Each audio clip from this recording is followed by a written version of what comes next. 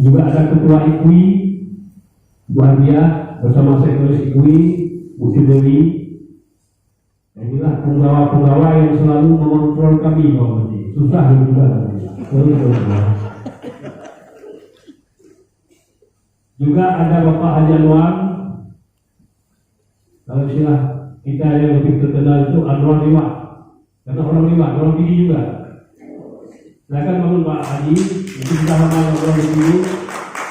Ini putusan Aceh sekarang ke pusat, terus di pusat. Kita kirim ke pusat, tapi foto di sini tetap Ibadah Aceh.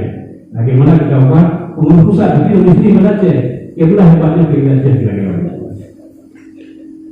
Juga ada wakil ketua Pak Hanif Fadilah.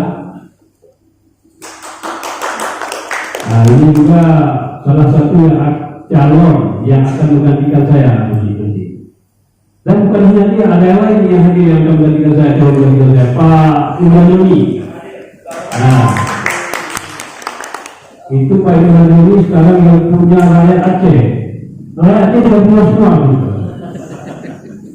Jadi media tuan wartawan Indonesia malam turun dari Kabupaten Pidi tahun 2021 secara resmi saya nyatakan dibuka.